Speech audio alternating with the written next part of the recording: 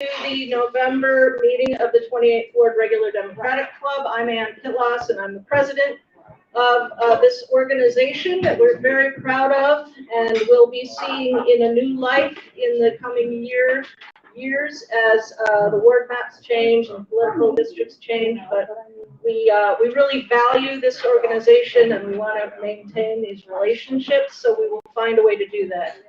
I want to introduce our board. Starting Mike Ross is right here. He's our committee man. He's also the vice president of this club, and we rely on him for many things, including the live stream of the meeting for our friends on Facebook and YouTube and any other platform he's got us on. Deborah Lovelace is over here in the pretty vest. She is our club secretary, and she keeps track of attendance. Please sign in with your attendance. It will be very important this year when we make some decisions about the club itself and any changes to bylaws, any endorsements. That all relies in part on attendance at meetings. The other thing that's important is dues. 2022 dues can be paid at any time, and you need to be paid up in order to vote. So anyone who wants to contribute their $20, you can leave a check with me. Christina Bennett is our treasurer, but she is not here yet or this evening. So you can leave a check with me or Mike or any of the other officers to the 28th Ward Regular Democratic Club. Our committee woman is Gail Farwell. She is sitting over here in the black vest and black turtleneck, looking very dapper. We hold these meetings every month. The great news is that we are going to have a holiday party. So for December, for the first time since December 2018 or 19, what year we talk? I don't even know what year we're in anymore. We are going to have a holiday party, and it's going to be on Thursday, December 9th. We will be sending out information. You don't have to write that down. But it's going to be at the West End Bistro. We had it in 2019 at the West End Bistro on Pershing. They've now moved to a larger space on Union, and we will be having our event there. I think it'll be starting at 6 o'clock. I'm meeting with them on Monday, and I'll have more details then. But we're really excited. We'll be trying to keep safe. We hope that everyone is vaccinated. If you're not drinking, we hope you keep your masks on. We really can only do these things if we keep each other safe. So we are excited to get together and hope that everyone can participate. With that, let's move into our program. We're going to have a lot of conversation about the ward maps, and the president of the Board of Aldermen is coming a little later. But first, we actually have an interesting speaker. Representative Lakeisha Bosley is joining us. She is from the 79th district, excuse me. I don't have my glasses on, so my own notes are, anyway, 79th district here in the city of St. Louis. And she's on the state legislative committee on redistricting for the congressional seats. And so she's going to give us some perspective on what is happening in the legislature in that regard. So please welcome Representative Bosley. Thank you for coming. Thanks, Ann. Hi, everybody. How y'all doing? Okay. It's going to be kind of quick because we haven't had any maps drawn. We don't even know what maps are going to look like yet right now. So we're currently what we like to call in the planning phase of figuring out what the census numbers are, how they correlate to what districts will look like. The good news is we're not losing a congressional district, so we will keep all 8. So as you all know, the 1st congressional district did lose, which we are currently in right now, did lose a very large population. We have to figure out where to pick up that population in order for it to maintain a minority majority district. It's the only one in the state of Missouri, and we have to preserve that under the Voting Rights Act. So we're hoping to do that in some way by finding this magic number to make sure that we have a minority majority district. Outside of that, all of the other districts, Kansas City congressional district and Congressman Cleaver, they have the largest growth in the entire state. So we're gonna see how that works, because right now, currently how his district is drawn, he's in the urban area, but he goes all the way out into the rural area.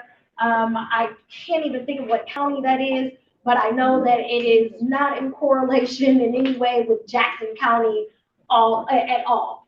It's very gerrymandered in all of the ways. However, we are in the process of having those congressional hearings for the redistricting committees. I don't know if you all have been to any of those meetings. We've had one in St. Louis City, St. Louis County, and across all of the districts, where the public has been able to give their testimony about the integrity of their districts and how it will affect businesses, residents, voting, all of the greatness that we like to preserve in maintaining our representation. If you have not, I believe you can go online to go find those. The party has hosted a lot of those meetings, and the House, once we resume, will have some of those redistricting congressional meetings. Right now, we are on pause. So all of the information I have is literally just what I gave you of trying to figure out where we're going to pick these numbers up. So in this kind of way, I want to hear from you all on what you think or what you feel some of these districts should look like, specifically the first congressional, if you all have an opinion at all. Okay. Well, yes. How has, you said that Representative Cleaver's district is grown. How's the rest of the state done, like the more rural areas? I haven't, sadly, I've not looked at those numbers. Are they growing? Are they shrinking? They've maintained, so they've been stagnant. We are one of the only places outside of St. Louis County, the St. Louis region as a whole, lost population. A lot of those other areas and rural communities have been stagnant. They've either been moving to other counties, or a handful have been moving out of state. The growth or the migration, so to speak, of those who are living in St. Louis City and St. Louis County, what we are seeing is they're moving to St. Charles. So they're moving not from the state, but to another county. So that's where we're seeing the growth increase. Does that mean that the first congressional district has to move west? We're still trying to figure that out. I mean, in order to maintain its integrity, we're still trying to figure out where we can pick those numbers up without diluting representation in the city, but also maintaining that minority majority representation. You wanted to say something? Me? Yes. I guess it would help if we had a map to show what you're trying. It would help. Are you all gonna have, I know you're having a Christmas party in December. But in January, when you get back into business, we can have you come back. Well, if you're having it in December, I can show you something that I would like, but there's no guarantee that that's gonna happen. So we still have to put this map to the vote of the entire body. So out of 163, I'm just one, and I still have one vote, even though I sit on the redistricting committee, it still has to pass through the entire body. And if somebody on the body offers an amendment to amend the map, it's gonna take a long time for us to get there. So even if they offer an amendment, they still have to redraw the map so that we can see what it looks like, and then we'll have to vote on it again. Now, if somebody wants to offer another amendment, it's a whole process. So it still has to go through the entire legislative process.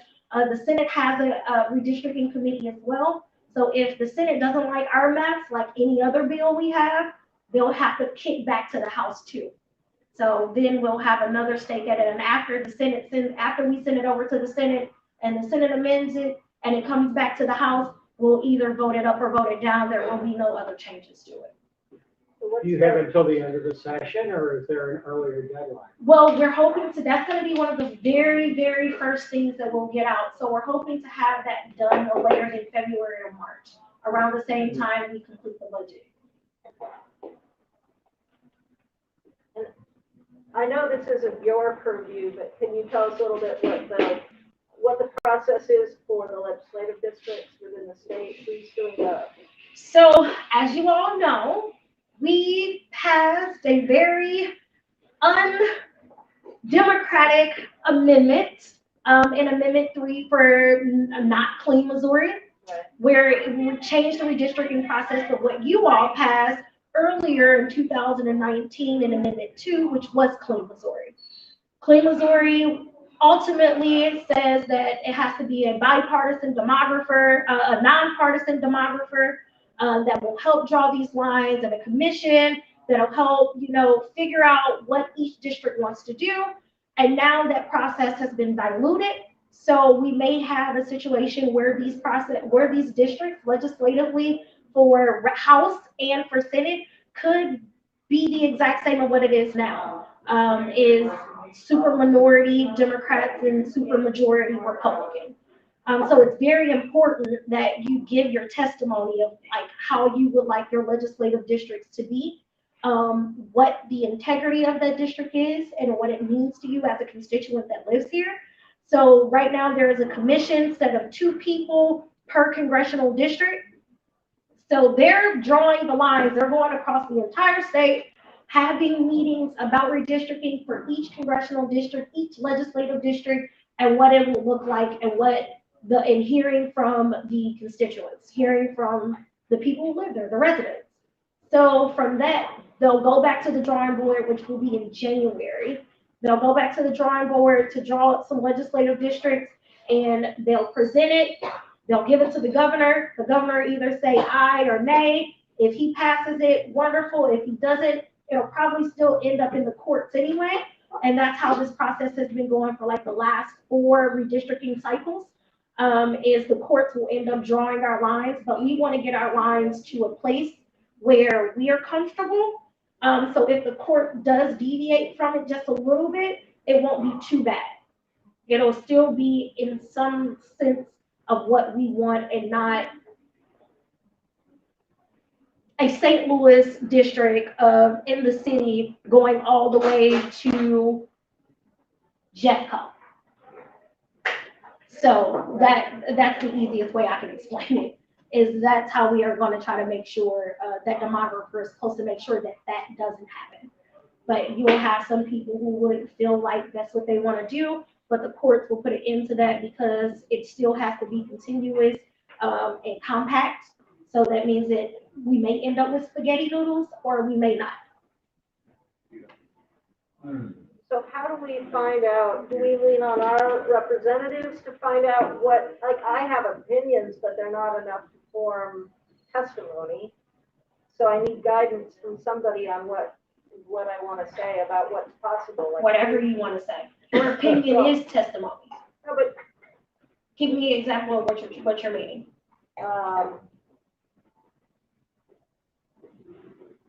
Is there someone, is the state party going to help us with, or maybe it's the central committee, on what would make better sense for the city than some crazy mess that someone else might propose? Like, is there anyone who has any expertise who can help us? Well, you can lean on the commission, the commissioners, the different, the people that have been picked, the 2 individuals is Republican, Democrat, so that it's a bipartisan commission. So you can lean on those individuals to help you through that process. You can lean on your state rep, Rep. Wiley Price. You can lean on myself. You can lean on the state party. The chairman, Michael Butler, has been extremely transparent in trying to figure out ways and make sure that residents, especially with this redistricting process, because this will form what will look like for the next 10 years. So he's been trying to make sure that your voices, your opinions, or testimonies have been at the forefront of whatever is drawn and whatever is presented in the legislature to the governor and from the party. So you can lean on all 3 of us if you have ideas and opinions, and if you missed one of the meetings, you can still give your testimony or those ideas to those commissioners. Anybody else? No? Yes. I love questions. You talked about residents moving to St. Charles County. Mm-hmm. I mean, is it minorities moving out as to why now you have less minorities in this district, and are more whites moving into the district? kind of like the Washington area, or? It's kind of yes. So you do see no more minorities moving to St. Charles County. And then you do also see more whites moving back into St. Louis County and St. Louis City. But we still lost population though. So population wise, we're still stagnant in that sense. The city at one point in time was a minority, 60% or 59% African American minority city. And right now we're just under 48%. So we've lost a nice amount of minorities in the city and in the county to St. Charles County.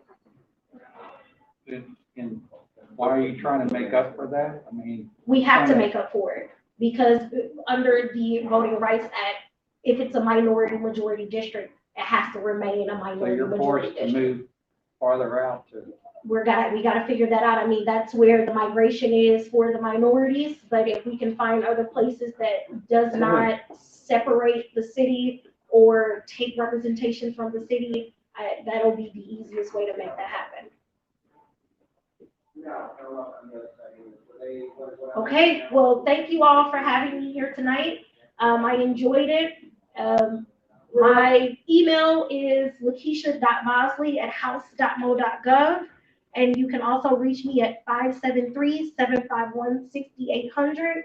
If you have any other questions or concerns, I'll be more than happy to answer those if I can. And if I can't, I will put you to the right person who can. Thank y'all. Have a good night. Thank you.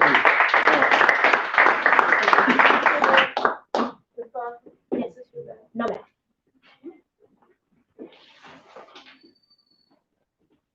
Thank you, Representative Bosley. It's always wonderful to have new faces to put against names of our representatives in Jeff City for the city of St. Louis. And we will welcome you back when things get moving in the legislature. Next, we have a special guest, Morgan Kelly, who's with the office of Congresswoman Cori Bush.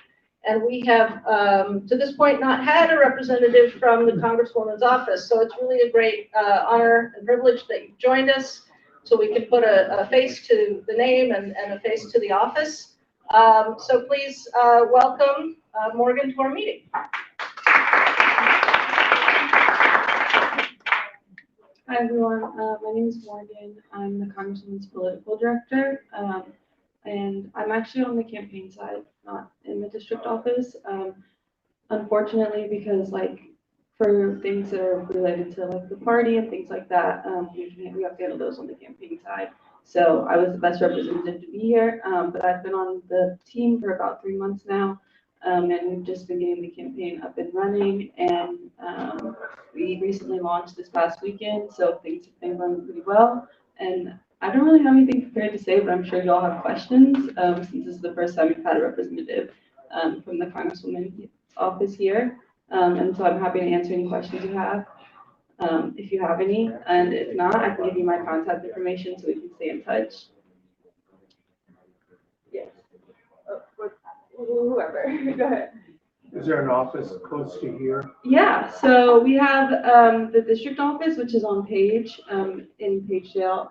And if you want, after this meeting, I can give you the exact address.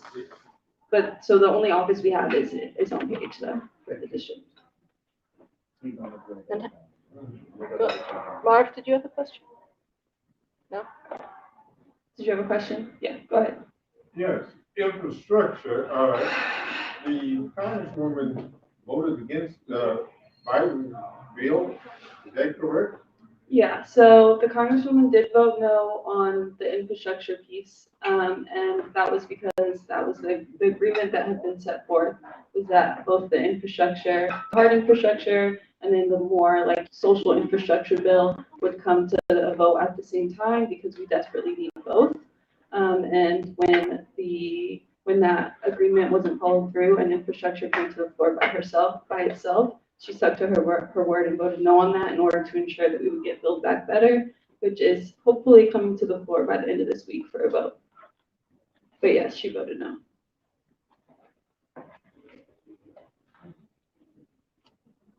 Is there any action? I know that she made heroic stand or sleep at the Capitol for the eviction moratorium.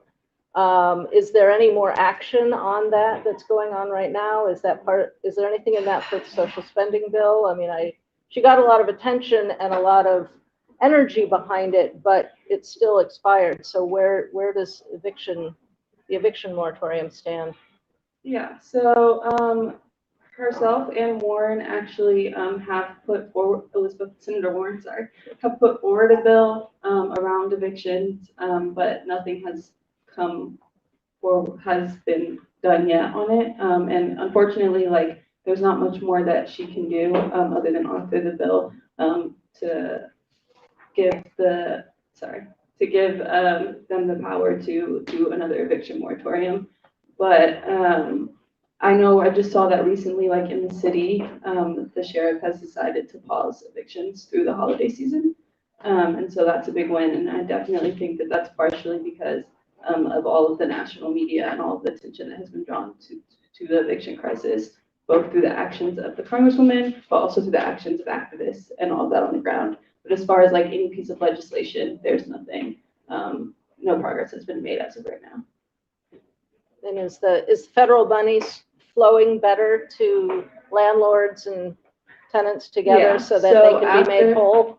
Yeah, so after that month that the Congresswoman took that action, that was the month that had the highest amount of money go out of that aid. And so it's been picking up and has stayed pretty steady since then. So we have seen an increase in that aid going out to landlords. And hopefully that helps to subside the eviction crisis a little bit.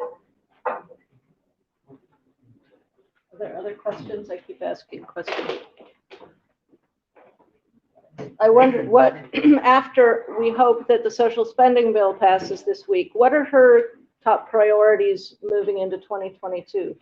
What is her platform for reelection, I guess, is the question.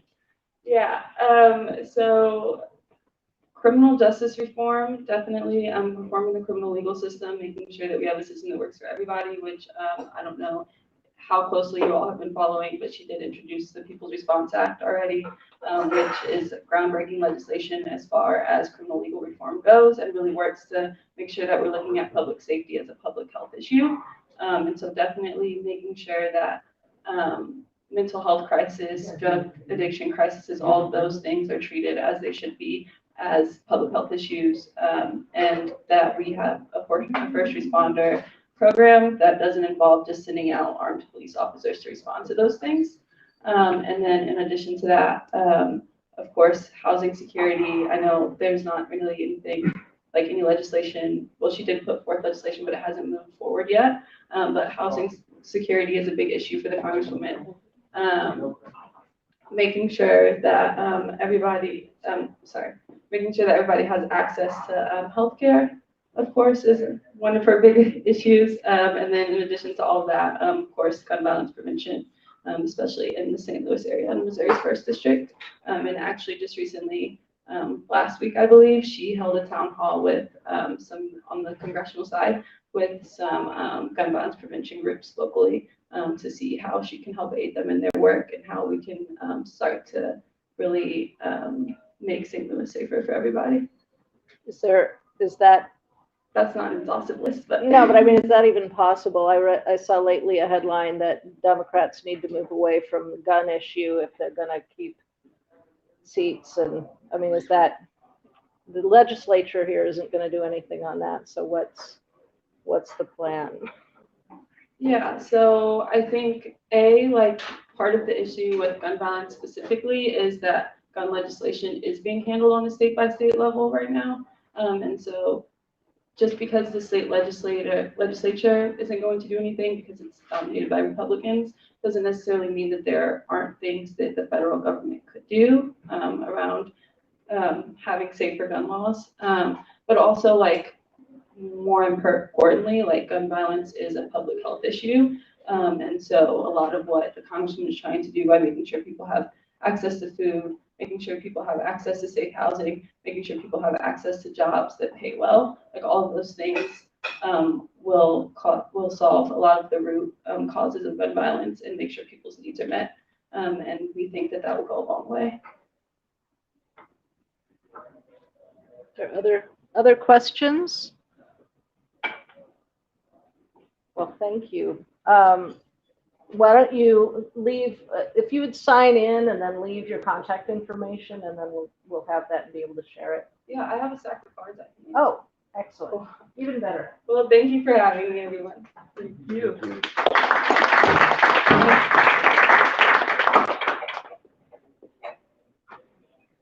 It's really wonderful to have our congressional representation here and so as hopefully Morgan and her colleagues will come back and we can get to know them better and ask more questions. It looks like we're still setting up for talk about the city ward reduction, but Wiley Price, is he still here?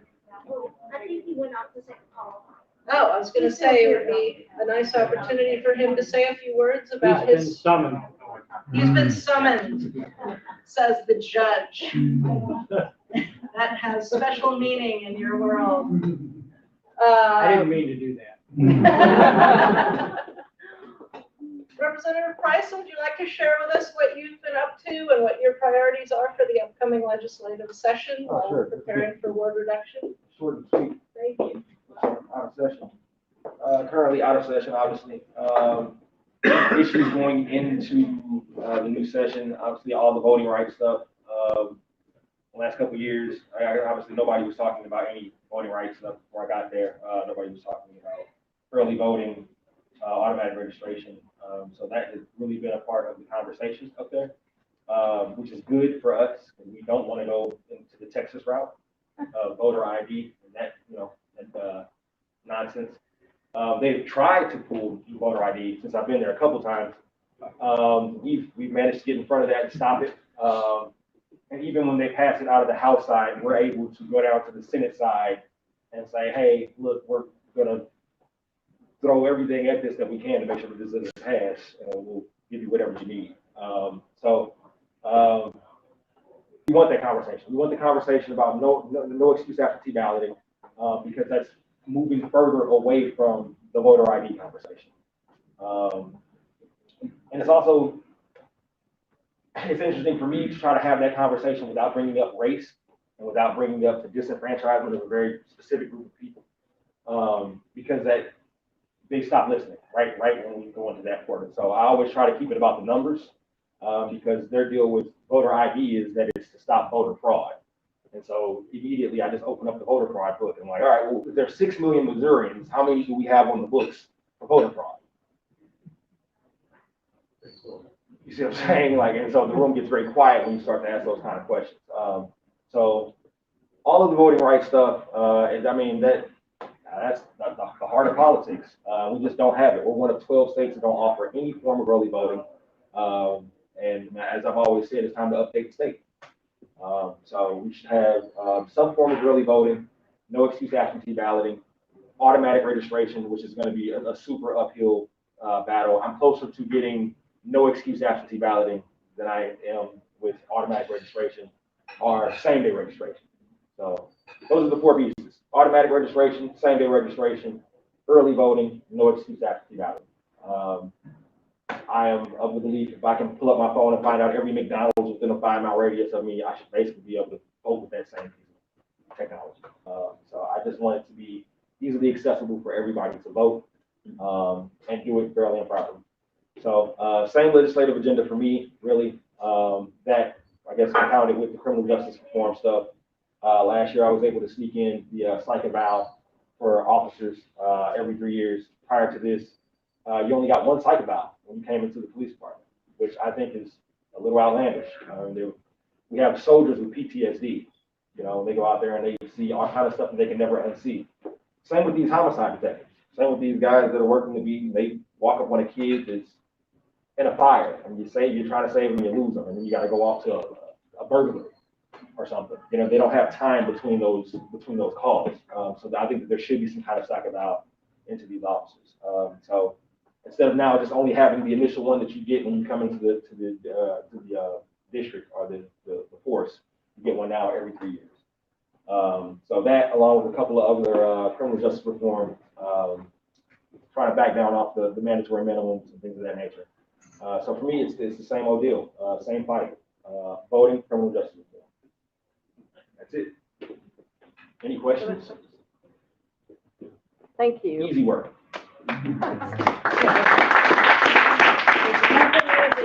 I'm always struck by, I see all these other states that are taking away voting rights, and I realize that in Missouri, we have none of those rights that they're taking away in other states, you know, the drop boxes and the early voting and all of that.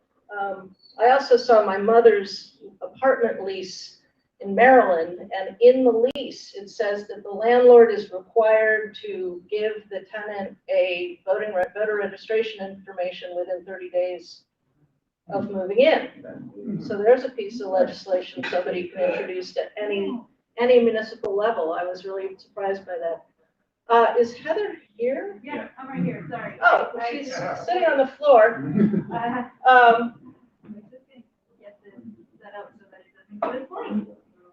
Okay. Thank you, Representative Price. It's helpful information.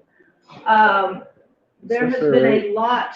Would this bother you guys if I put this right here? We are now on map 5 from the president of the Board of Aldermen for redistricting in the city and ward reduction. And we keep seeing our beloved ward shifting and splitting. Would you like us to move? And moving about. And so If you're it's okay. obviously No, we're in good. the interests of all of us for the We're gonna future be of the up there. city, but also for our organization. And so I will let Alderwoman Navarro take over, but we will, in terms of the organization, just so you know, it's not tied to the ward. It's not tied politically to anything. It's just a club. So we within our bylaws can make adjustments, change the name, split up. We can do whatever we want. So the future of this organization does not rest in the future of this map. We will take the map and decide what we want to do with it. And we'll have those conversations in due time, or we can start them now, but it doesn't affect what happens. You know, we can all still be friends. And with that, here's our Alderwoman, Heather Navarro. I feel like there should be a song. We can still be friends. Hello, everybody. Good evening. President Reed is going to be joining us in a little bit. He is coming from another meeting, so I want to just give a few updates, ward updates, and then I'll start launching into the map, and we'll just go from there. And I'll stay here as late as you all want to keep talking, because this has definitely been my life for the last few weeks. So just some ward updates. One, some of you have been hearing about, we're looking at speeding on Kings Highway. We did have a first iteration. I'm hoping to have something later this month that we can bring to share with the public, some changes, some things we can do to, I mean, there's not a whole lot we can do on Kings Highway because of the volume of traffic, but there are definitely improvements that can be made. We've been looking at the traffic volumes. There are 28 bus stops between Lindell and MLK.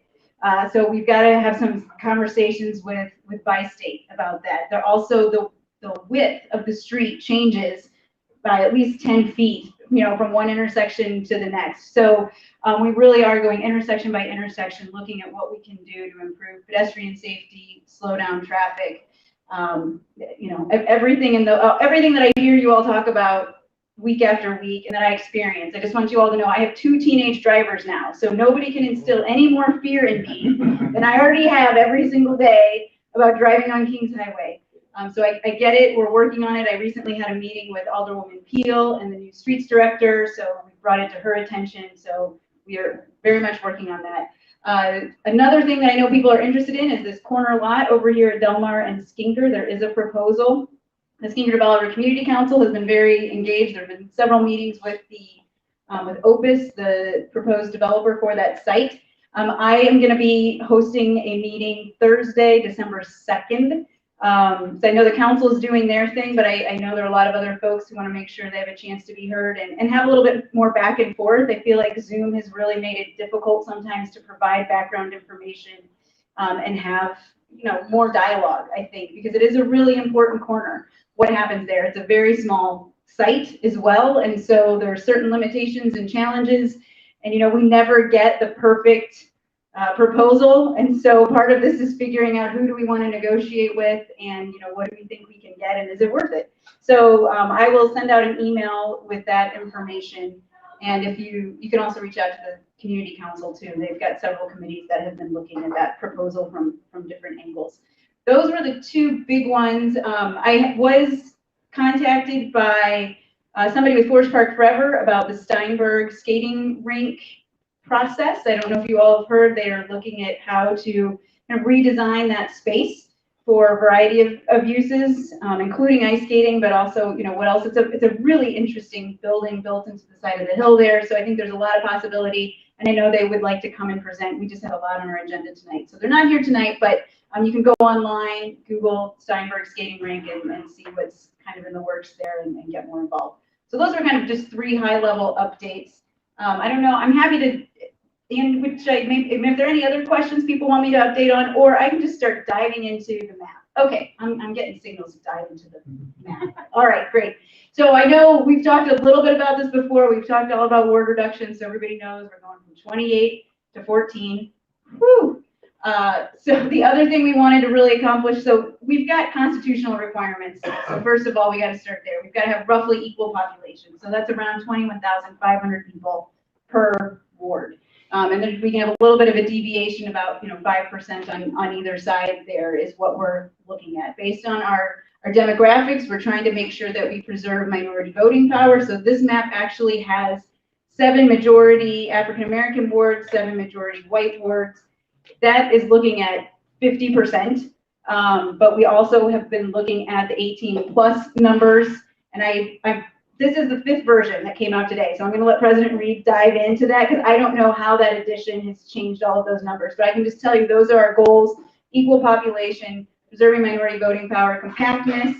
Compactness is fairly subjective. There are ways to look at it, but keeping neighborhoods together is one way to make sure that you are meeting compactness. And you can see from this map, we've done a lot of work to put neighborhoods back together, keep neighborhoods together. I know this is a little hard to see because we're projecting on a blue screen. And so actually the 2 wards we really want to look at are both showing up yellow. I realize that. But the thing I want to point out here is we've got, so Whiteout Skinker, that little strip west of the park, that's all together. Skinker to Bolivar, all together. To Bolivar Place, all together. West End, all together. And then the Central West End, which is Ward F, that lighter yellow, that is all together. And I went into this process saying I want to get our neighborhoods back together. For any of you who know what it's like when you've got multiple aldermen and the line goes down the middle of a neighborhood, you can have 2 different agendas, 2 different pots of money. Luckily, I work really well with the other aldermen, and I think that's been the case with my predecessors. Everybody's gotten along pretty well, but it does make some neighborhood planning efforts a little tricky when you've got different aldermen on different sides of the street, or different policies are being interpreted differently by different people. So I think it's really great that we were able to get those neighborhoods, keep them intact. And I think it's really important. The Central West End is a big neighborhood. We've got multiple taxing districts on both sides of Lindell, multiple SIDs, multiple special business districts. So I think getting all of that in one ward is a big win. So there are 16,000 people in the Central West End. So if you're keeping in mind that 21,500 number, once you start with that neighborhood intact, you don't have a whole lot of wiggle room in terms of what you can add on to it. And you can see this 5th iteration here has the Central West End combined with Forest Park Southeast. And then what they added today was Kings Oak, which is that little neighborhood on the southeast corner there of the park. And I don't remember, I think that gets us up to like 21,000. Can't remember, 200 or something. So it's not a big neighborhood, but there's a little bit there that changes the numbers. So that's what Ward F looks like. It's Central West End, Forest Park Southeast, and Kings Oak. And so that goes all the way to Delmar. And I think that's a big win for the neighborhood as well, because the Central West End has kind of had this little zigzag, and we've had 3 alderpersons over the Central West End.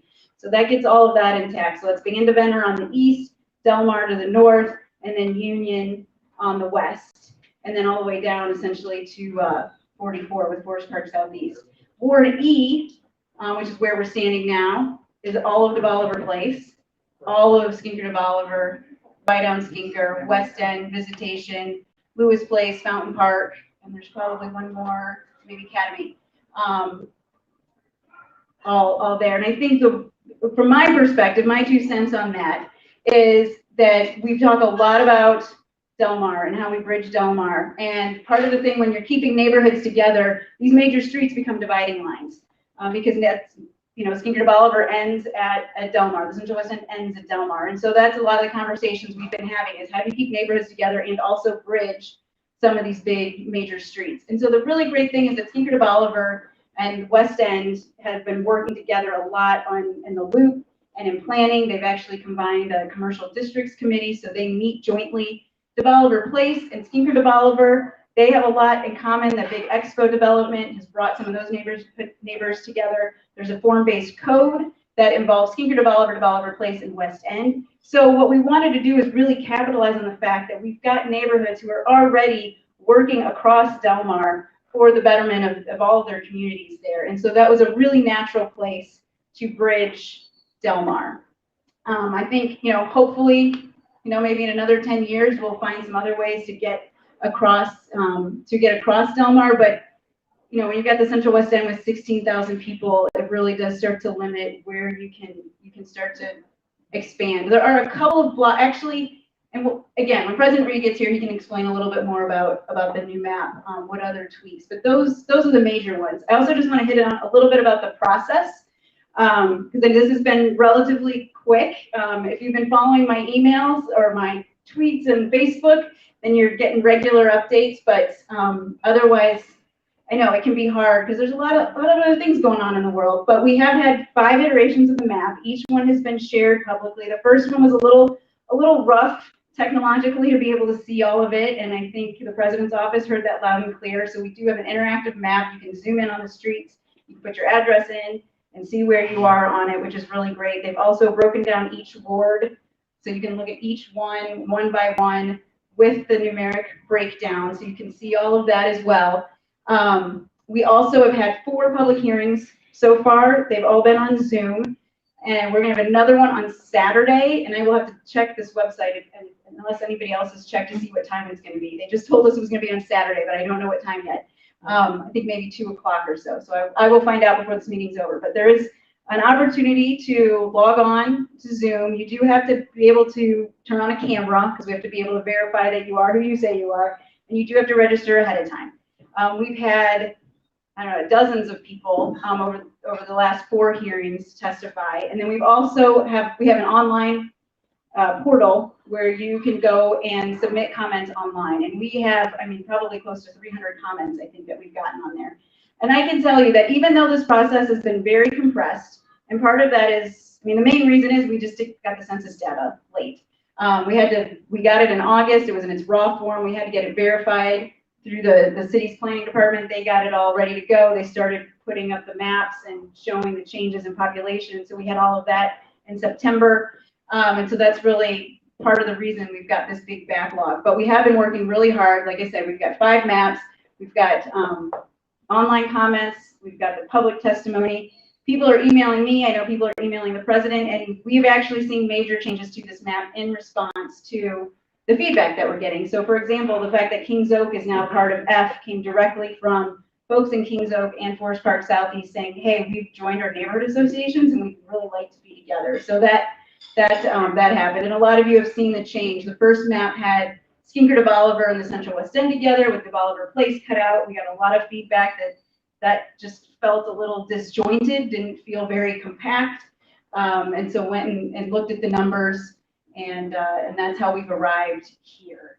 So I could talk all night because, like I said, I've been looking at this a lot, but happy to answer your questions. And I'm sure when President Reed gets here too, he'll be able to give you a little bit more of the big picture point of view here. But I would love to hear your comments. We will probably, the plan is to vote on this on Monday out of the committee. So the legislation committee, of which I am on, will vote on this on Monday. I believe we've got a board meeting next week, so we'd like to get this perfected and then have it ready to go. Third read and finally pass the first week of December, and then off to the mayor's office. So our deadline is December 31st to have a map drawn.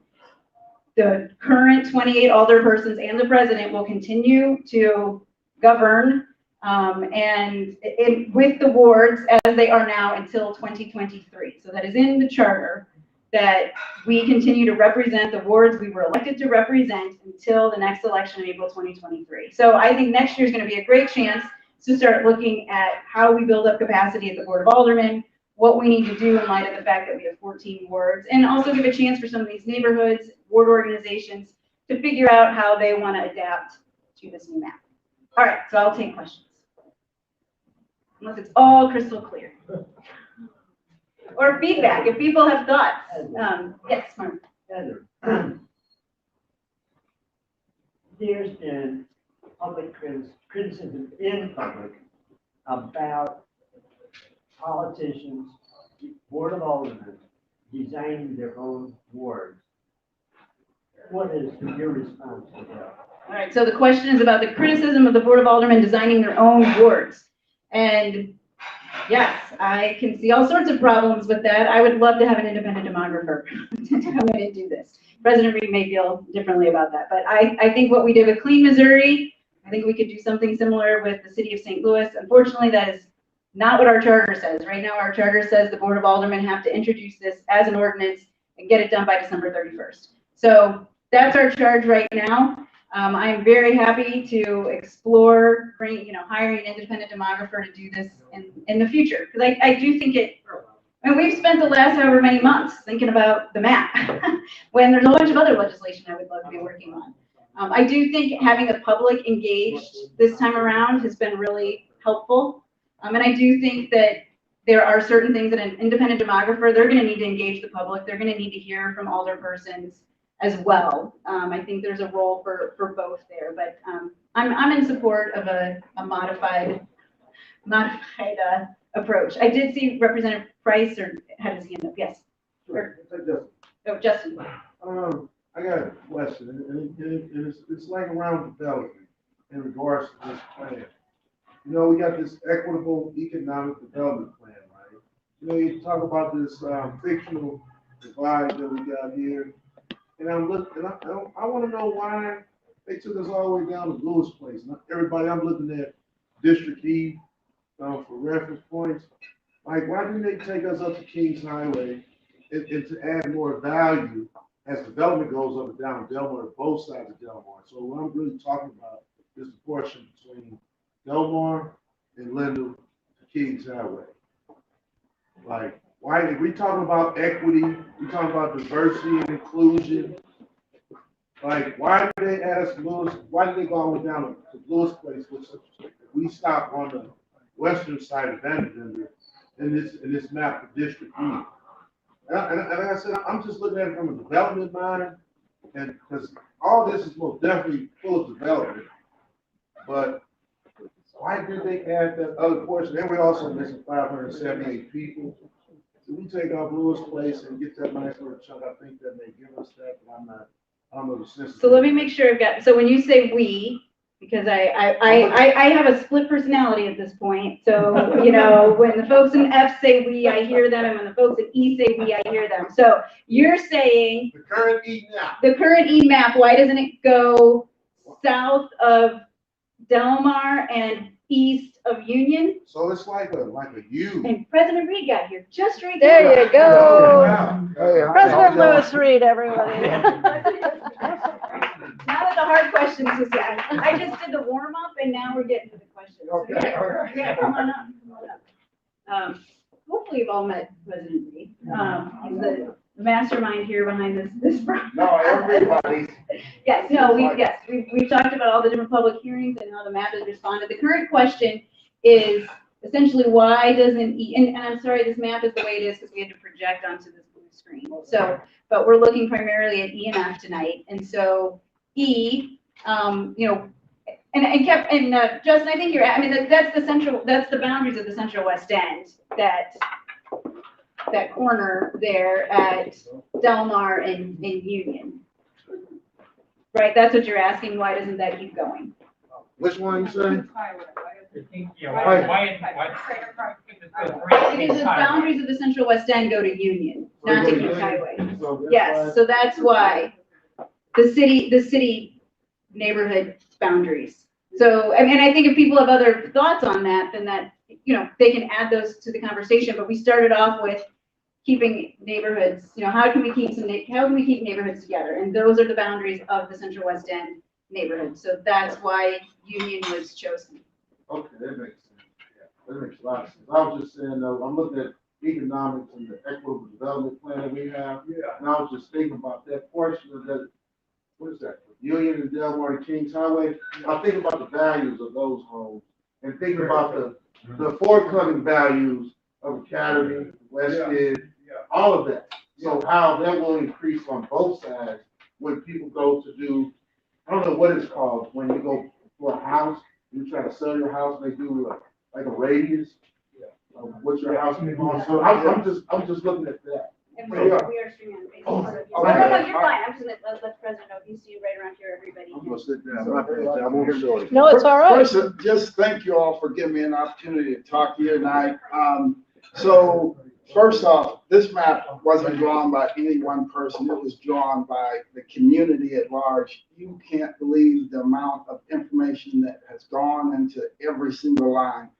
So if you change one line, there's somebody on the other side of that line, a neighborhood organization or a community business association or somebody that is vested in those lines the way they are now.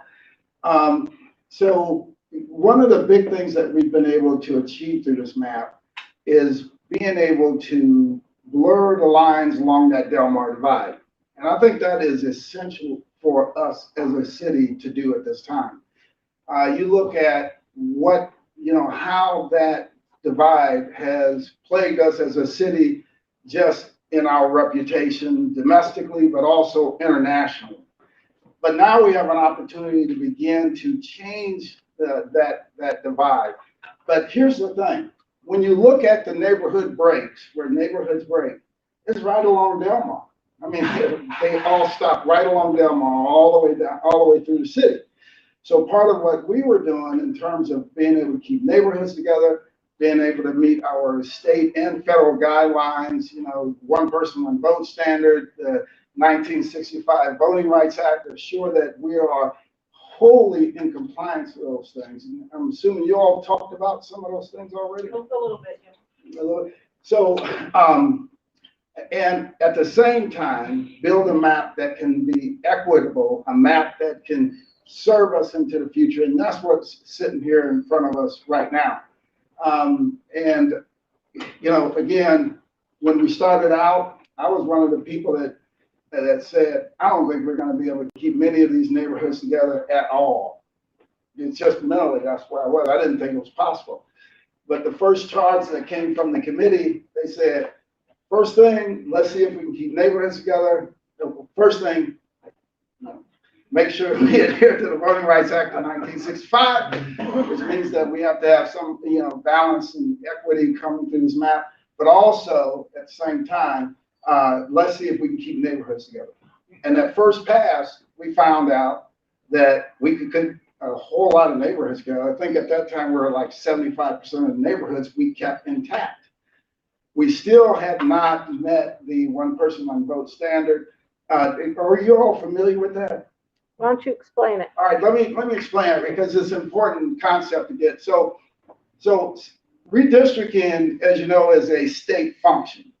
But there are federal laws that we have to pass. The two that are really important for all of us here, Voting Rights Act of 1965, and also one person, one vote.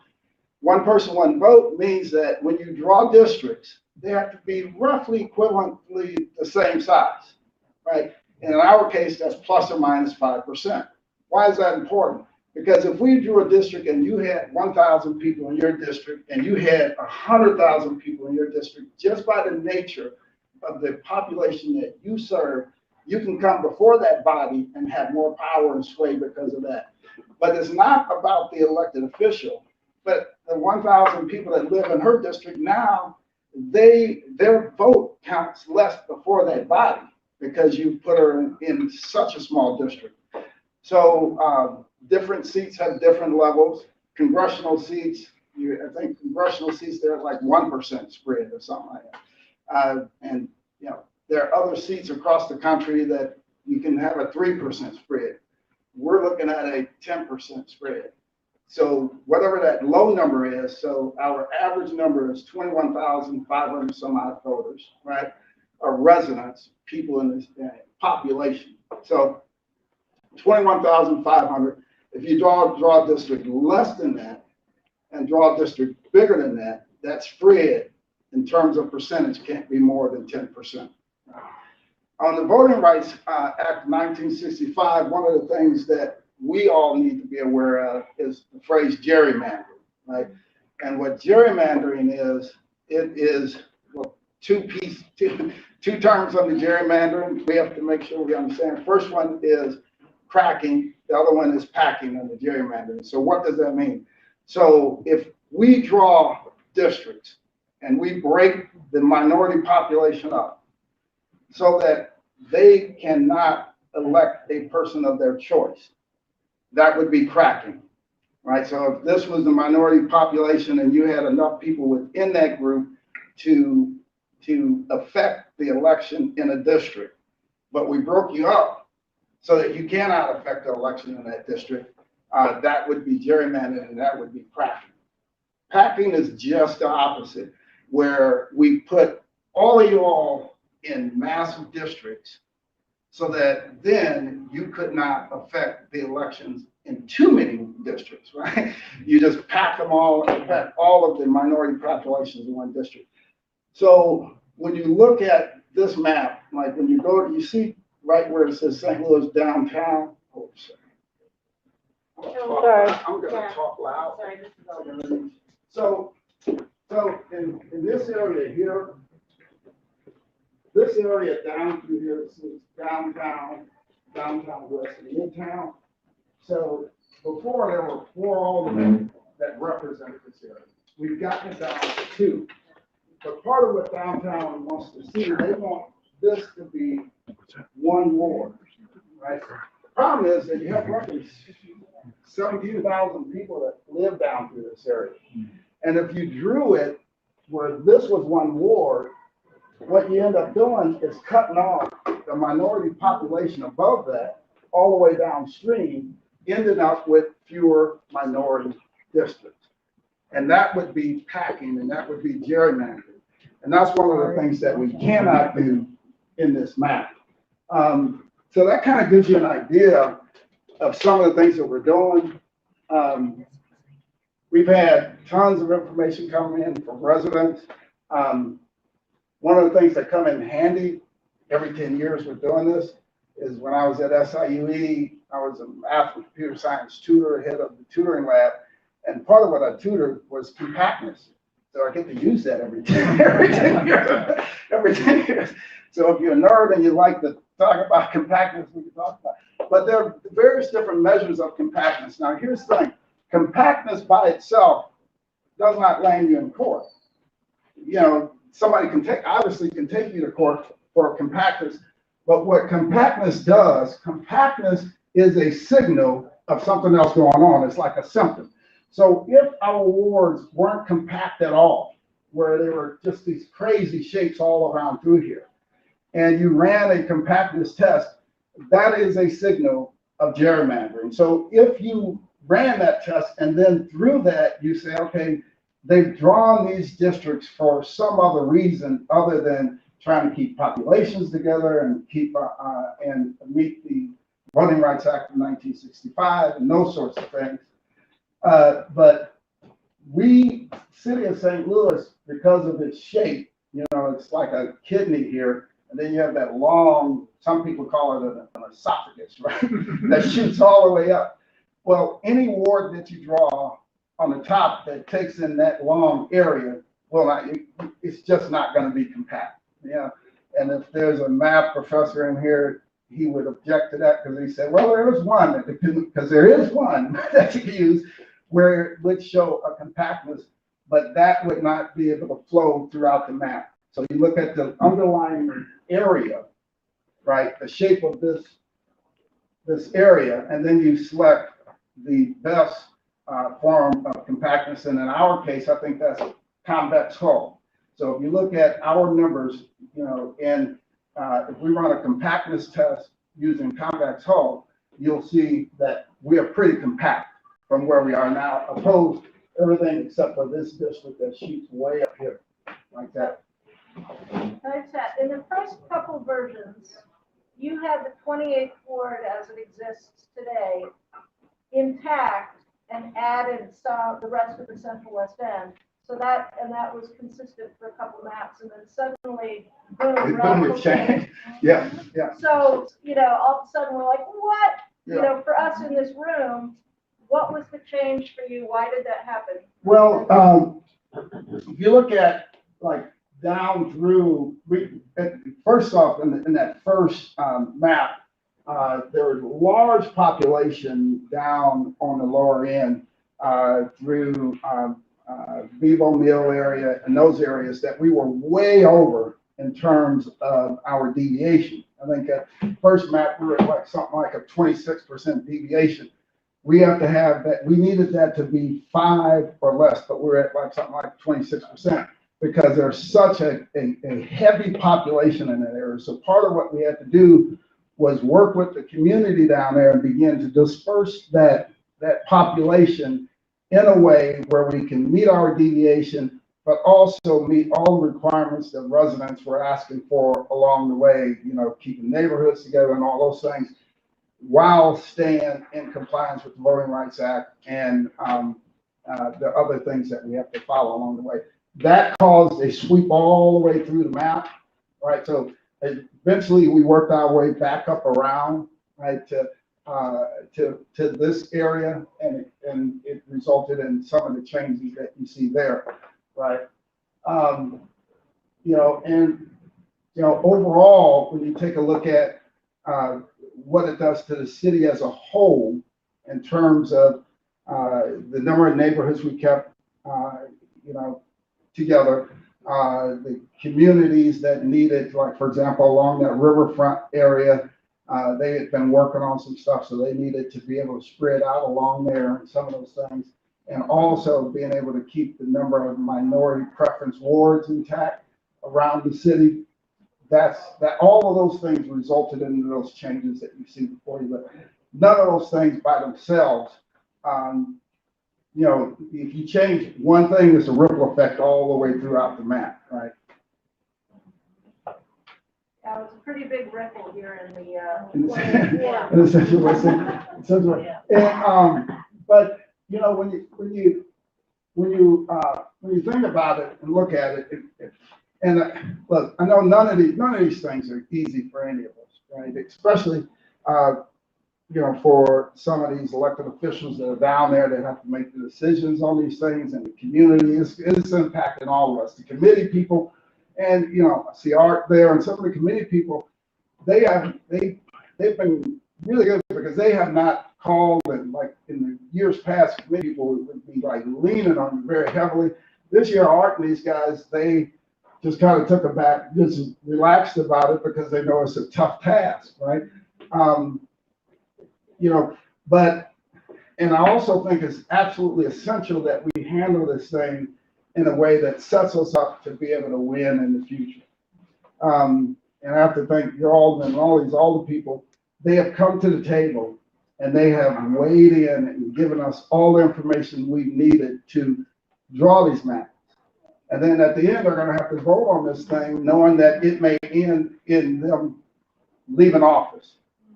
And I'm so pleased because overwhelmingly, they all have approached this in a way that has been genuine, a way that has been just about the community, overwhelmingly. So, it's, like I told them, it's been a surprise to me. I thought it was going to be more, but it has not been. But, I think, again, when we look at bridging that Delmar divide, I think bridging that Delmar divide helps us all. I think it helps strengthen areas and infuse revenue into the areas that currently need it. The more revenue, the larger our tax base is around the city. We all win through that, right? And if one area is down, we're all down. So I think that this helps us moving into the future and begins to change some of the dynamics that we've seen happen before. we have, questions? Art Perry, anybody? Oh, I see the committee one, sorry. Yeah. Sir? Hey, I have a question on the map. As it's presented, there's a little sliver at the top end of Forest Park, the west end of Forest Park. Is that a part of E?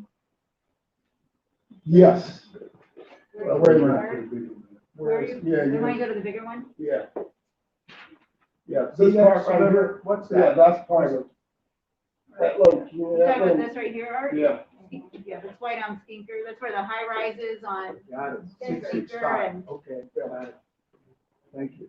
And I know it's hard to see because it makes Ward C and F the same color, but there are a couple of lots right here. Yeah, we're taking over. Yeah. There are a couple of lots north of Delmar right here, on Enright and Bell. That it does come over right here. I'm assuming that's for population. Yes, that's where population comes right across there. I think Bell is the street to the north, yeah. There, Bell. I mean, Sarah's north-south, but it's that corner. And the other thing is the wards up north, because of the density and population. Like, you know, this is the most dense neighborhood in the entire city. I mean, it's like this neighborhood here, almost enough for an entire ward by itself. It's like almost 17,000 people right here. But when you go up north, the ward maps are a lot bigger because of the less dense population, right, across these wards. But we were able to do those, draw the map, and still keep all these wards fairly compact all the way through the city. This ward here is probably one of the most compact wards in the city because the population lives right there close amongst each other. Not a lot of vacant abandoned buildings, not a lot of vacant land, and those sorts of things. So that's why you see such a high level of compactness here opposed to like up here where you're going up along the riverfront. Citizen question, Mr. President. Yep. Forest Park, is it going to be attached to a particular ward? Or Yes. will it be part of two or three different alderpersons? Right now, Forest Park is in E right now. So it's part of E. Is there a reason for that? Yeah, it was just made for a natural fit. We're picking up the population on the back end of Forest Park. And if you think about models of compactness, if you remove Forest Park out of E and you have this long finger there, then that really drives down the compactness of that specific ward. So you know, that's why it's there. But no matter whether it's in E or F, you know, the people living in around Forest Park would still you can still weigh in on and have an impact on what's happening in Forest Park, no matter where it's at. So with Forest Park being an E, it does not disconnect this community from Forest Park. Which part is What's that? because as it stands right now, it's everything is north of Forest Park, 28, south of Forest Park, 24. Like right now? Right now, right. Yeah. So your Dogtown will stay intact, Forest Park will stay what? Yeah, Dogtown, all of Dogtown is intact under this map.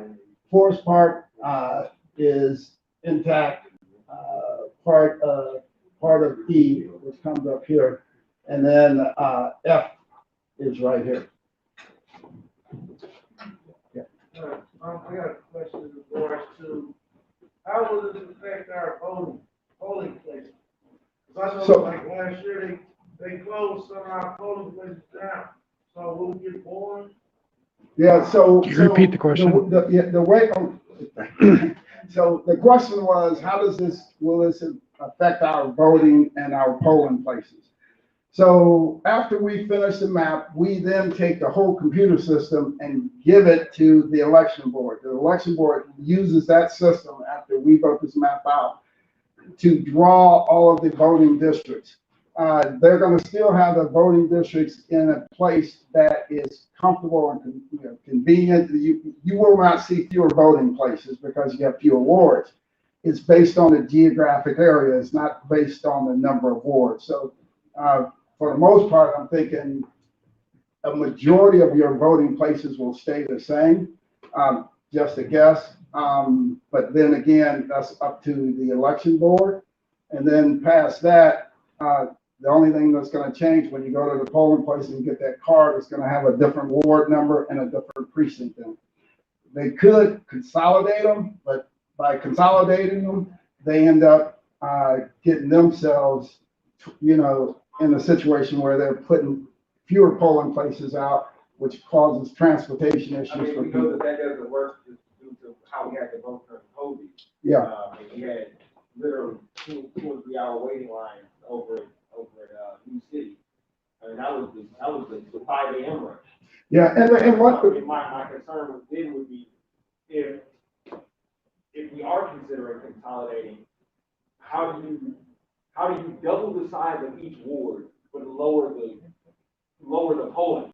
yeah, and that's what I'm saying. I don't think the election board isn't gonna go the opposite way. They're not gonna cut the number of polling places in half. They physically can't do that.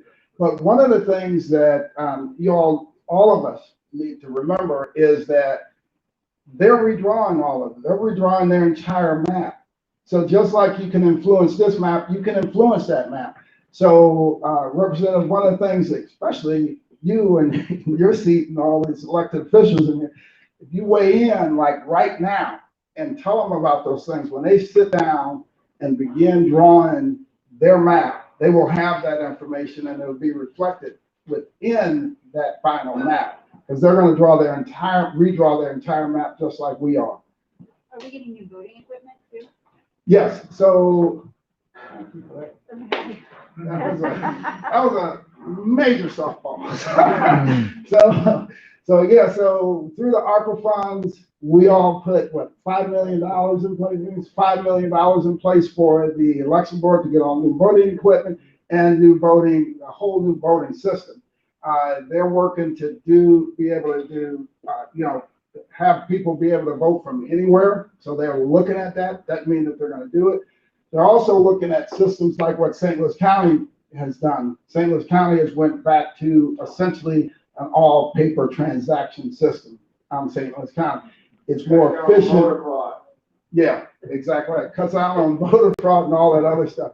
So, and that's the movement that's happening all across the country now. So St. Louis, when they come in with a more modern system, it'll be a system that is a merger of what we see now and almost what you've been through in the past in terms of a paper system, but being able to vote from anywhere. Could you also, President Reed, just go through some of the numbers here? I know there's a lot here, but maybe we could just highlight E, and F, if you wouldn't mind, just pointing out what some of those are. Mr. Green has a question as well. Oh, okay, I'm sorry. Who did? What's up? Didn't even see you there. I need some new glasses.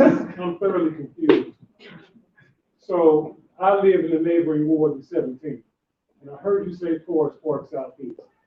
So in this new map that you got up here now, is Forest Park Southeast part of? Yeah, I guess the answer is yes. Am I reading that right? Yeah. Yeah. Okay.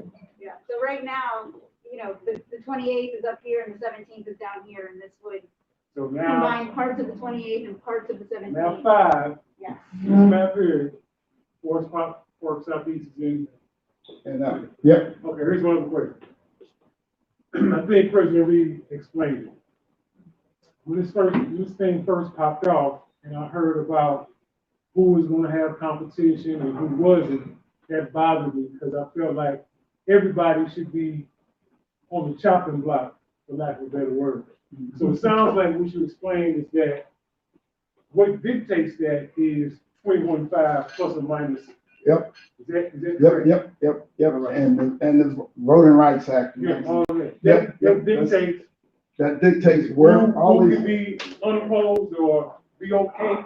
Yep, exactly. And who can't, or who won't be. Exactly right. Okay. Exactly right. The Post-Dispatch had me laughing last week because they said, President Reed, you haven't showed favoritism to your friends. I said, well, let's look at it. So we went through the wards and said, in this ward, 4 of my friends were running against each other. This ward, 3 of my friends, all down the line. But then you come down to some of the wards and the people who have no competition, a couple people who have no competition. I've never received a vote from them, never, but it doesn't matter. It's not about them. It's about assuring that we have a map that's legal and compliant. One more thing. So the cutoff date is December 31st. So we can have a few more different maps between now and then. Hopefully not. We're gonna vote this out Monday. We're trying I to. read it in the paper, but you know, they can be wrong sometimes. Yeah, we're gonna try to vote it out Monday. We're gonna try to. We're trying to vote this one out Monday. It's still undergoing some changes, but So by people have Monday, the feedback. final one, by Monday, what you see published Monday, that's But you're it. having a public hearing on Saturday Yep. that people can weigh in. All right, Yeah. thank you, I appreciate it. All right, you're welcome. Do you mind going through, is it okay, I just wanted to point out some of the demographic numbers, just as some background here, so folks can see what the makeup of the. Yeah, so when you look at these maps, if you get the printed version, the PDF version, you will not get all of the tables and all the data, right? That's driven your alderwoman crazy. She calls us every day and says, find a way so we can get all the data on. And, but if you go to the interactive map and you click on it, you can see all of the data. Now, the reason why is because, you know, the Census Bureau, and this part has been very confusing for people. There's a difference between race and ethnicity. So when you're looking at census data, it's important that you recognize that, otherwise you will double count numbers, right? So for example, if like you look here, so the percentage of white population is 54.56. But then if you come down here, there's sections that where it'll be like, Italian American or whatever, right? Or Irish American or whatever. Those numbers are part of that population, right? So when you look at those numbers, understand that there are roughly 486 categories. And of that 486 categories, there are only like 5 or 6 main categories for race, right? And then after that, the rest of them are just ethnicities. When you look at these numbers, you look at, like, this is the white population. This is the percentage white population. This is the overall population within this ward. The deviation, remember I told you that plus or minus number, the lowest number, if you add up the lowest and the highest number on the map, they can't be any more than 10%. They need to be lower than that 10%. So this one's at minus 4.5, which tells me we can't take any more population out of this area. That is based on the average that we set based on the population divided by 14. So you end up with a little over 21,000 people per ward. White population, then you come here, black population, American Indian population, Asian population, Hawaiian population, people of Hispanic origin, and then non-Hispanic, Hispanic origin, the number of Hispanic origin, the percentage, and then non-Hispanic origin. And that's the way the Census Bureau ranks it. So part of what we're looking at when we're building preference wards, we look at this top population also. And then you come down and you say, okay, what is the voting age population? Because you want to look at both the voting age population and the overall population, ensure that you truly have a preference ward and you have not unfairly cut people out of that ward. And the reason I call them minority preference wards opposed to just African-American preference wards or whatever, because if you look at some of the wards, especially down through the Central Corridor, you have Hispanic, you have Asian, it's just a whole collection of people through those wards that make up ultimately that population within the ward. Okay, first of all, population is the determiner, right? Yes. Forest Park doesn't have any population, so they're sort of what counted as just a piece of property without people. Yeah, just a- Okay, the little sliver that's to the west, Uh-huh. that, That used to be 28th Ward, or is currently, somehow got separated from all of our people in F. And I was curious why, and what's the population of that little sliver that's, I can't tell you off the top of my head, the Yeah. population of that little slither is not many. oh, okay. It's not many. What'd you say? Oh, it's a little over 1,000. I can pull it up pretty quickly, but I've been playing with it. It just seems to me very strange to be separated from our, where we, I don't think we belong there. I don't think. It's like it's a little sliver. Oh, that little sliver? Yeah, that's been a maker. Yeah, it just doesn't fit to me. Yeah, so, so if you imagine the shape of the ward right above it with that little sliver Yeah. sticking out, right? And again, it's like a balancing act, this whole idea of gerrymandering and stuff. Right, I understand. So we try to as much as possible, but the neighborhoods aren't in perfect, squares or octagons and things of that nature. But we try to as much as possible to square the areas off because it will help us downstream. Like I was talking about, like along the riverfront in those areas, that's like impossible. But you have to follow the natural, flow of the overall district being St. Louis City. So, Right. The curves and stuff, you can't really change Well, it. it just seems more natural to include where we've always been, which is just a little sliver. Are you in the sliver? Yeah, I'm in the sliver. Are you in the sliver? So I'm in the sliver, Mr. you're in the sliver, President. am I talking to all the people in the sliver? This is a stack. We're All right, you didn't help me out. I will. My sliver's a long way. He's driving payless. Oh, yeah, hold on for a second. Look at the time. I'll help you out. No, but here's, Forest Park is a piece of turf, just carry that turf straight up the Skinker, because those people have been volunteering and working together to make the city as strong as it is for a long time together. So if those Skinker people were kept with the rest of us, it'd be a real plus. We could have Yes. Forest Park and just go right up. And so, Can I also say on behalf of, F and Forest Park, I have the little picture book that they sell at all the gift shops of the neighborhoods of the city and the one on the Central West End. The first 4 chapters are about Forest Park. The 5th chapter is about historic houses and neighborhoods. The first 4 chapters of the historic book on the Central West End is Forest Park. So if you're talking about keeping neighborhoods together, I'm thrilled.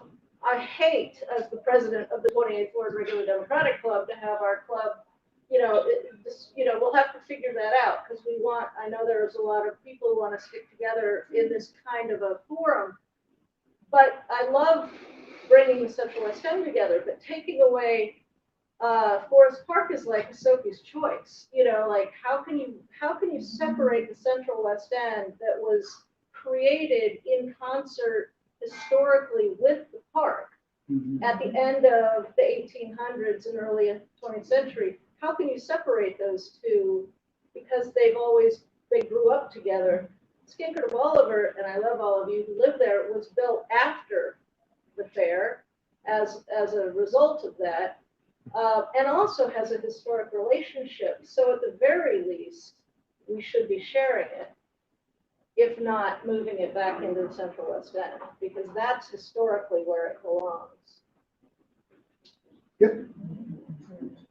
Good. That was good. That's good.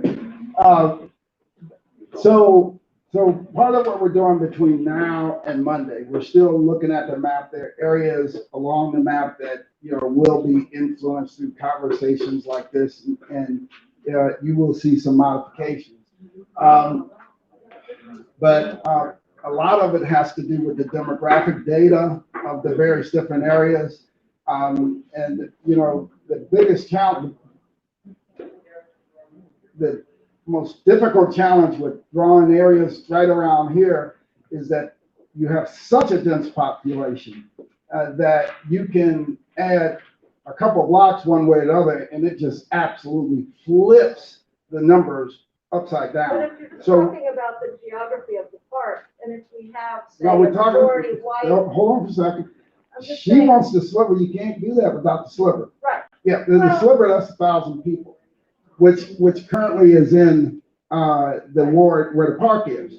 So, you know, part of what we have to do is look at the demographics of all of that. but not if you split it between two older people, and if one is majority black and one is majority white, then that's a good balance. for the I park. don't think, I don't think. I think you guys should have a conversation with the people in the slip. And then, you know, because I'm just imagining what you said. If you split Forest Park, north and south, the sliver people are, people. The sliver people, Mr. President, the sliver people really want to know whether being at the end of that sliver with a district that ends at King Drive and Taylor, whether we'll have a voice anymore. Oh, okay, got it. That's actually, that's never let a judge talk unless you. No, but that's actually a really good way to position. Because this stuff has to be about you having a voice or not having a voice, right? So part of what you guys have relayed to me tonight is more information, and that's important. We are still making changes to the map. We don't know how it's going to end up, but if at the end it's going to be driven, it has to be all of us. This thing is data driven. It's going to be driven by population and how we can fit those populations together based on what the Census Bureau has given us to assure that we have a legal map, right? So, and take into account any of the things that the community is asking for along the way. Now, I'll tell you, we've been able to incorporate way more things than I ever thought we'd be able to do.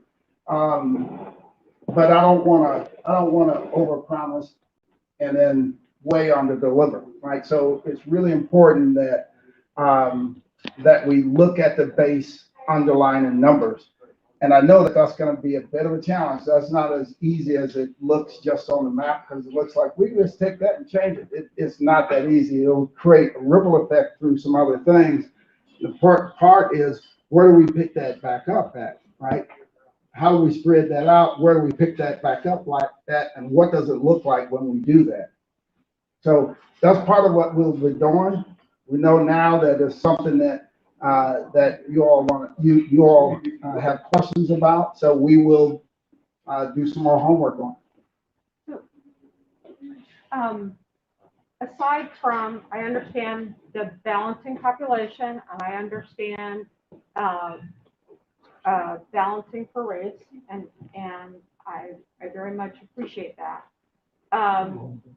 It seems to me that the Board of Aldermen, when you're making choices, often you're representing different kinds of housing and may have different needs, right? Which is often driven by density, right?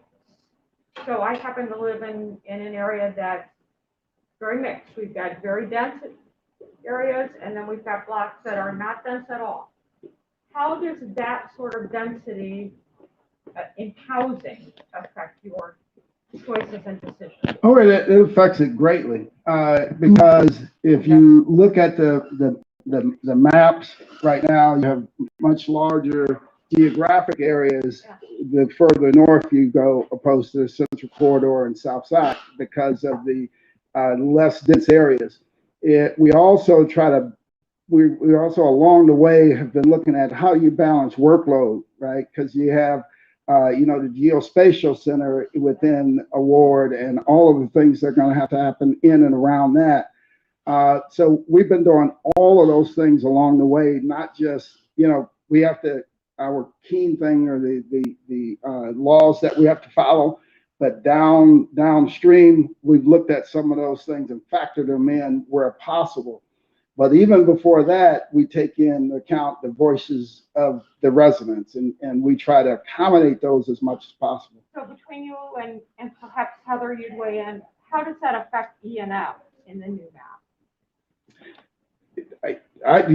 Sitting right here now, the reality is we don't have data to be able to say that. So it looks like an easy change, like that 1,000 people, but that's. No, I'm not talking about this liberating. Okay. Oh, no. Yeah, Okay. So, but, whenever we move into these lines, there's a mass ripple effect downstream.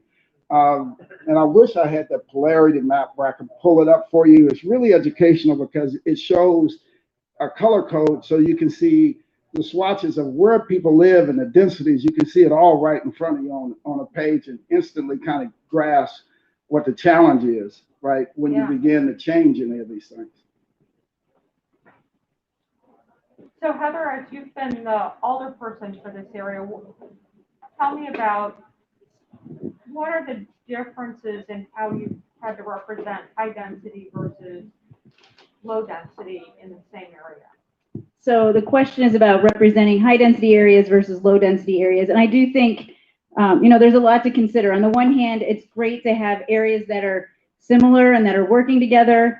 On the other side, as a legislator, as the president pointed out, it's also good to have different perspectives and to be able to spread out the resources. You don't want somebody with a bunch of challenging neighborhoods and so being able to pair those up is something else to consider. Obviously, you can't do all of that at the same time, just like we can't keep neighborhoods together and bridge Del Mar and, have equal do all of those. So there's picking and choosing of those things. But to your question specifically, I think that, I see this because right now I represent Central West End neighborhoods. There's a mix of private streets, which are all single family, and then we've got the high rises. And I will tell you, like DeBoliver Place is one of those neighborhoods that I feel like has been very different for me because it is almost all multifamily. And I will just tell you, just knocking on doors is difficult because all of them are locked. And so, and there's not a neighborhood organization there. There's a lot of people coming and going. The condo associations are really, like in areas like that, you've got really strong condo associations versus neighborhood associations. And I find it fascinating personally with different groups of people, but they have different challenges and issues. I went to a condo association meeting actually over in Dogtown, which because that little piece is in the 28th ward right now. So I was at a condo association meeting and hearing what they're faced with, which is very different than what I hear from residents in the single family area of Tinker developers.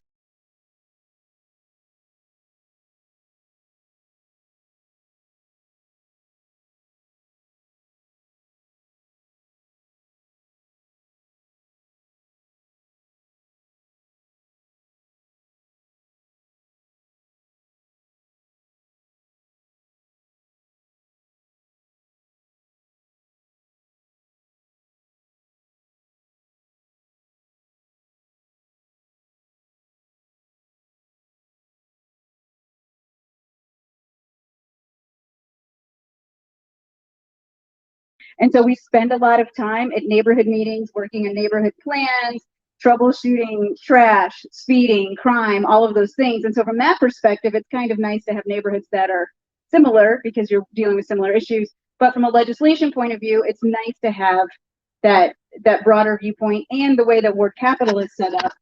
As of right now, each ward gets the same amount of money to spend on capital projects, which actually includes a lot of basic maintenance. And so you've got to think about the challenges of a dense ward.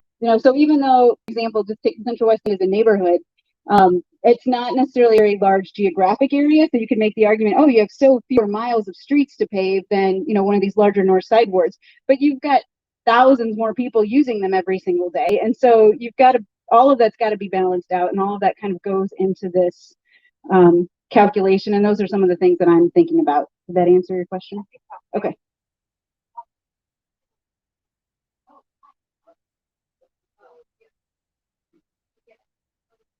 I'm out of here. And I just want to tell you all, thank you so much for giving me an opportunity to talk to you about the subject matter. Not one that it's not very exciting, but it's one that's important. And I appreciate all the questions and comments. And people who have got on the portal and left information, thank you all. No matter what you left, if you got on the portal and said, you know, I just download, but at the end you said, you know what, this piece is important to me. That's what we need. The rest of it doesn't matter.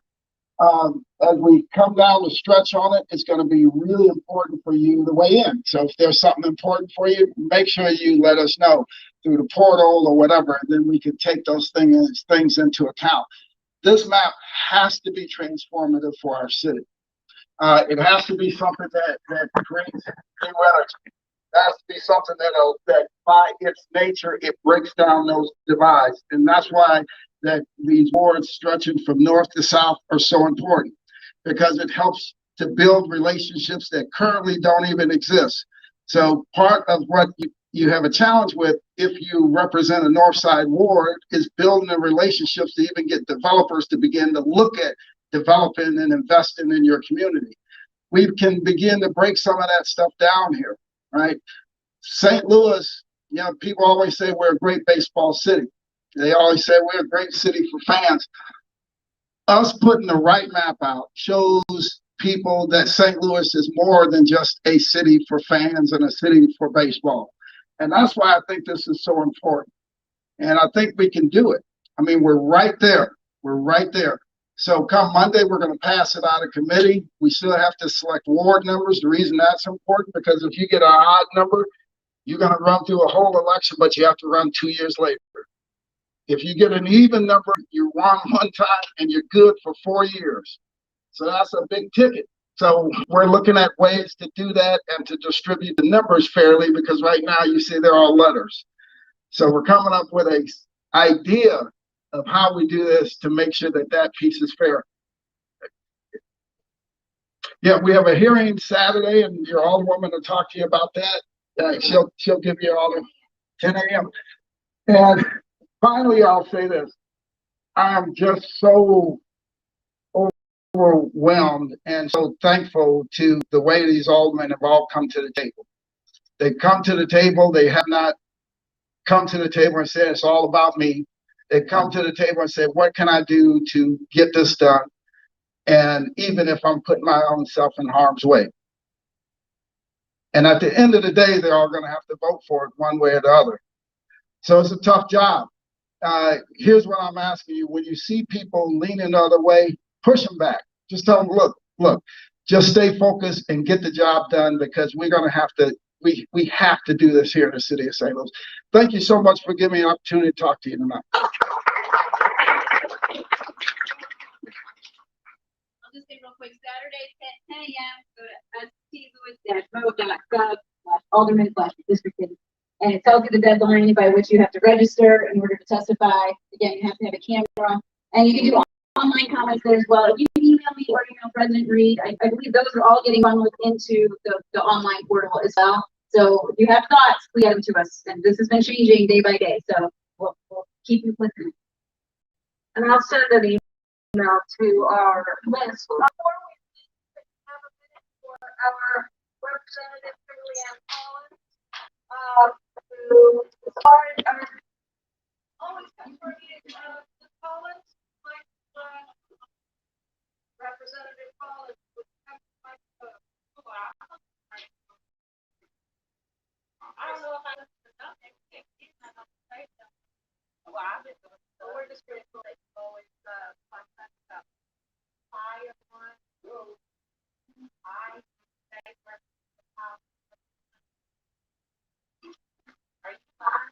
I think we still are, yeah. Okay.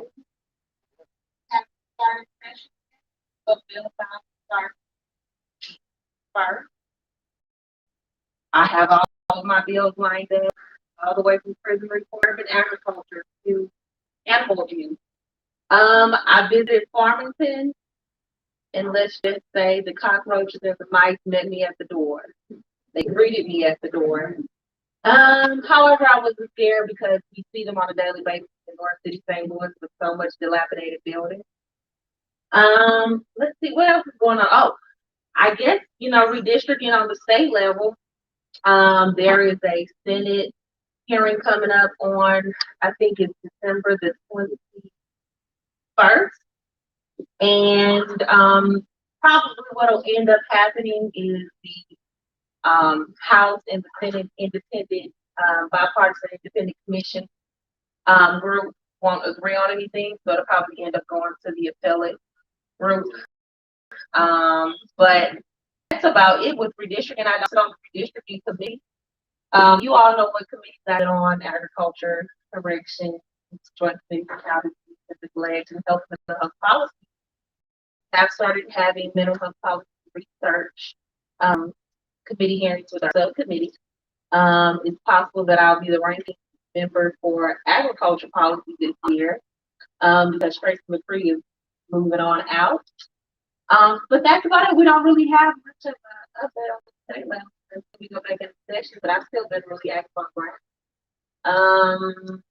Oh, we're moving forward with our growth line. That building's knocked down, been up, dilapidated for a long time. So we're working with the growth as well, and talking to a couple of different representatives. The first time, although they just put up one on in the boundary. But we are working with Representative Dan Shaw's office with the executive director of the Moonrise Association to kind of kickstart this development that we have on MLK. And you telling me what? No, I'm just talking about it. I mean, if anybody has questions, I'm willing to take them. I send out my weekly newsletter tomorrow morning. I think everybody in here gets it. Oh, and we're having a sleep out today at Harris State University with the Covenant House to bring awareness to homeless youth and homelessness. So that started already, and that will be going on to 5 a.m. over at the Emerson building outside at Harris State University. So we'll be out at the Covenant House and individuals will be sleeping outside, bring awareness to homelessness. Yeah. Good night. So that's going on right now. I'm missing it. I gotta go change. But that is about it as far as my update. We'll see more if you get my newsletters. All right. We're